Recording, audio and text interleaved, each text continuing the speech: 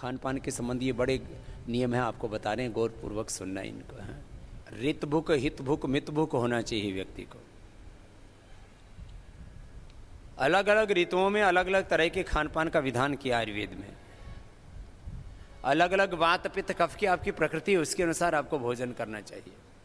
और आपको संतुलित और अल्पाहारी होना चाहिए। अल्पाहारी सदा सुखी। खाने के 1 घंटे बाद पानी पीना चाहिए। सुबह दही, दोपहर छाछ और रात के खाने के 1 घंटे बाद 1 गिलास दूध पीना चाहिए। खाने के तुरंत बाद दूध नहीं। दूध के साथ कोई नमक वाली वस्तु नहीं होनी चाहिए। दूध के साथ नमक वाली चीज़ें खाने से स्किन प्रॉब्लम होती हैं। अब ये विरुद्ध आहार भी थोड़ा बता देते हैं। रात्रि को दही छाछ विरुद्ध आहार है। आजकल इम्यूनिटी की प्रॉब्लम बहुत आ रही है, लोगों का इम्यून सिस्टम वीक हो रहा है। अभी इस इम्यूनिटी के लिए क्या क्या चीज़ें जिम्मेदार हैं वो सुन लो ज़रा। और आजकल ऑटोमेन डिजीज़ बहुत हो रही है, SLEMS ऑटोमेन डिजीज़, कैंसर जैसे रोग बहुत हो रहे हैं। विरुद्ध आहार से स्किन डिजीज़ होते हैं और विरुद्ध आहार से इम्यूनिटी कम हो जाती है और विरुद्ध आहार से हमारे दोष विकृत हो जाते हैं। वात पित्त कफ सम होने चाहिए, समदोषा। किसी को वात प्रबल, किसी को पित्त, किसी को कफ, किसी को तो त्रिदोष ही विकृत हो जाते हैं। इसलिए रात को दही छाछ नहीं लेना चाहिए। पहले तो मैं देखता था गुजराती लोग रात को खाटी छाछ, બાજરાનો રોટલો અને રીંગણાનું ભરતું. આ ગુજરાતીમાં વાત કરી તો ये जो गुजराती से ना બધા समझता है, बाकी को समझ में नहीं आएगी। क्योंकि मैंने देखा घણા બધા गुजरातीઓ છે ને આ તો કાઠિયાવાડમાં તો ઘણું બધું આવું જ ખાતા હોય બધા। તો वो एक तो छाछ खट्टी, फिर ऊपर से बैंगन का भरता, फिर लाल मिर्च और बाजरे की रोटी। ज़्यादातर लोगों को ये लगातार खाने से बवासीर हो जाता है। क्यों? हम सारी चीज़ें ऐसी खा रहे हो आप, और वो रात को भी खा रहे हो। रात को नहीं, दोपहर छाछ, सुबह दही। दही भी खट्टा होता है ना, तो पित्त बढ़ जाता है उससे। इसलिए सुबह सुबह का दही। छाछ थोड़ी खट्टी होती है तो डाइजेस्टिव होती है, थोड़ी खट्टी हो तो कोई दिक्कत नहीं है। आजकल तो उसको स्वादिष्ट बनाने के लिए लोग लवण भास्कर, हिंगवा स्टक अथवा थोड़ी सी हरी मिर्च, जीरा और थोड़ा नमक हल्का सा डाल देते तो बहुत डाइजेस्टिव होती है। खैर, सुबह दही, दोपहर छाछ, रात को दूध खाने के घंटे। दूध के साथ नमक का प्रयोग मत कीजिए, उससे स्किन डिजीज बहुत हो रहे हैं और उससे SLEMS ऑटोमेन डिजीज और कैंसर जैसे रोग होते हैं। कुछ लोग ना खीर भी खाते, 1 चम्मच खीर की, 1 चम्मच रायते की। अरे बावड़ो, ये कहाँ से सीख लिया तुमने?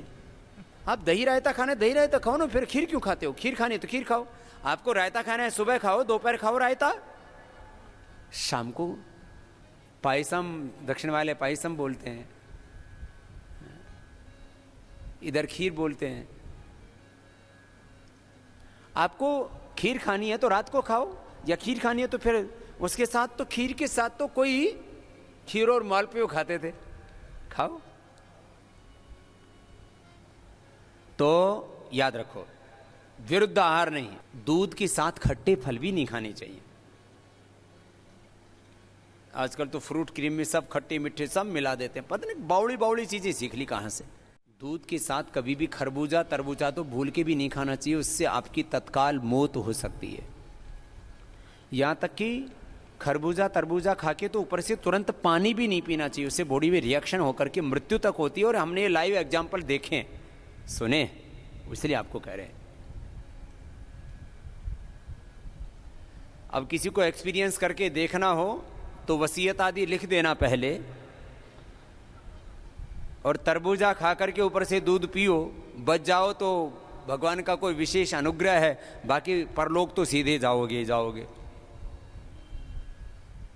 ये छोटी छोटी बातों का परंपरा से पता है। और भी बहुत सी चीजें विरुद्ध आहार में है। वैसे खाने में क्या खाना चाहिए?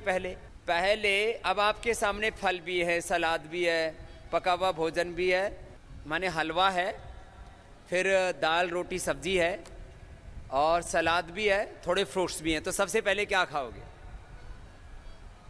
तो आजकल इसमें लोग कंफ्यूज रहते हैं। अब इसमें भी कई मान्यताएं, कुछ लोग कहते हैं कच्चा और पका हुआ एक साथ नहीं खाना चाहिए, इसमें ज़्यादा दिक्कत नहीं है, आप कच्चा पक्का खा सकते हो। ज़्यादातर भोजन हमारा कच्चा होना चाहिए, अंकुरित होना चाहिए। जो अंकुरित भोजन लेते हैं उनके बॉडी में टॉक्सिन्स नहीं बढ़ते हैं, टॉक्सिन्स साफ होते रहते हैं। इसलिए यदि रोज आप अंकुरित सुबह सुबह ले सकें तो बहुत अच्छी बात है, नहीं तो सप्ताह में कम से कम एक दिन अंकुरित। अब देखो, मैं आप पूरा फूड साइंस आपको बताता हूँ, बड़ा विषय है ये, फिर औषधियों पर आऊँगा। फूड साइंस बहुत बड़ी है। तो सलाद, खीरा, टमाटर, पत्ता गोभी, अलग अलग तरह के सलाद होते हैं। और विदेशों में तो आजकल ड्रेसिंग करके खाते हैं। और ड्रेसिंग में क्या होता है, वो लोग डालते हैं ऑलिव ऑयल, अपने यहाँ सबसे अच्छा है ड्रेसिंग के लिए सरसों का तेल, और वहाँ तो सरसों की चटनी बनाते हैं, मस्टर्ड की चटनी। अपने यहाँ टमाटो केचप बहुत बनती है। मेरे से बहुत लोगों ने कहा, बोले बाबा जी आप इधर भी तो लॉन्च करो। अब इधर के लोगों को खाना ही नहीं आता कुछ चीज़ें।